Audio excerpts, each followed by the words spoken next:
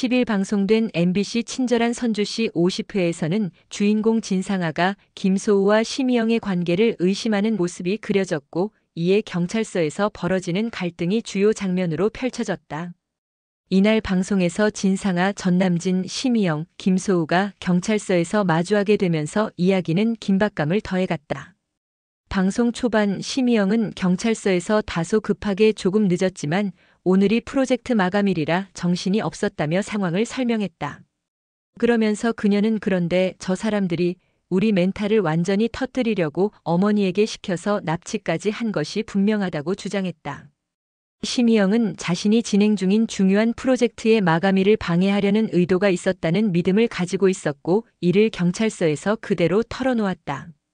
하지만 전남진은 심희영의 주장을 강하게 반박하며 할머니가 손녀를 데리고 놀아준 것인데 그걸 납치라고 할 수 있냐고 따졌다. 전남진의 주장에 따르면 할머니가 손녀와 함께 시간을 보내는 것은 부모의 동의 하에 이뤄진 일일 뿐 납치라고 할 수 없다는 것이었다. 김소우는 이에 대해 양육자의 동의 없이 아이를 데려간 것, 그게 납치 아닌가? 라고 반문하며 전남진의 주장을 지적했다. 그러자 전남진은 또다시 합의서에 딸이 원할 때마다 아이를 데려가서 볼 수 있다는 내용이 분명히 적혀 있다고 설명했다. 상황이 이리저리 얽히자 피선주는 너희들은 다 무사히 제출하고 두 사람은 신나서 경찰서에 함께 온 거다. 그게 다 끝난 일이 아니냐며 사태를 간단히 마무리하려 했다. 그러나 진상아는 쉽게 물러서지 않았다. 나도 네 딸과 친해지고 싶어서 여기에 온 거다고 답했으며, 이 말에 피선주는 왜 내가 내 딸과 친해지려 하냐고 반발했다. 피선주가 자신을 공격하자 전남진은 네가 그런 말을 할 자격이 있냐고 목소리를 높였고, 너랑 김소우가 같이 산다고 하지 않았냐고 덧붙였다. 진상아는 점점 더 강하게 반박하며 말이 안 된다. 회사도 넣어줬고 집도 같이 살아. 그 둘이 도대체 무슨 사이냐고 의문을 제기했다. 전남진 역시 혹시 그 둘은 우리보다 더 오래된 사이 아니냐고 언급하며 그들의 관계를 의심했다. 이런 상황에서 김소우는 참을 수 없었던 듯 최선주 씨가 지금까지 전 실장에게 어떻게 했는지, 그리고 본인이 피선주 씨에게 어떻게 했는지 제일 잘 알면서 그런 말을 하냐고 강하게 반박했다.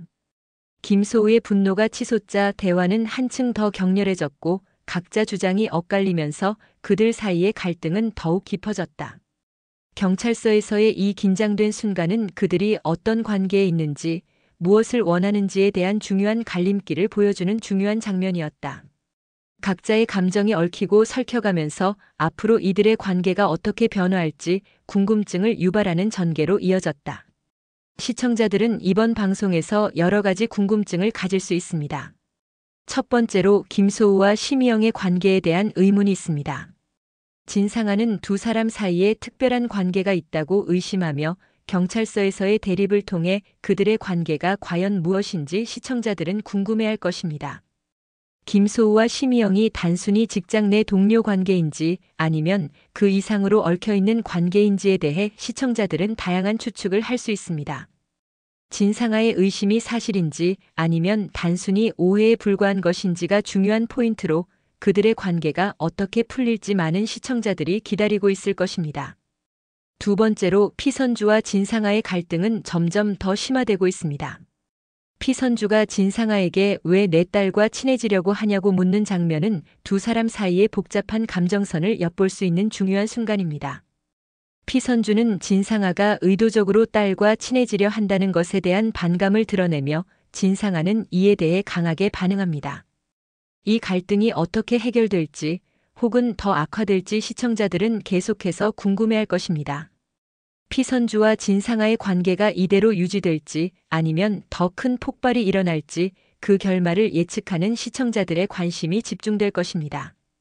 세 번째로 전남진이 언급한 합의서의 진실도 중요한 관심사입니다. 전남진은 자신이 주장하는 합의서 내용에 따라 딸이 원하는 때마다 아이를 데려가서 볼 수 있다는 점을 강조합니다. 그러나 이 합의서의 진위 여부와 그 내용이 과연 상황을 해결할 수 있는 열쇠인지 아니면 더 큰 혼란을 일으킬지에 대한 궁금증이 시청자들에게 커질 것입니다. 전남진이 왜 이런 합의서를 내세우는지, 그 합의서에 담긴 진짜 의도가 무엇인지에 대한 궁금증은 이야기를 더욱 흥미진진하게 만듭니다.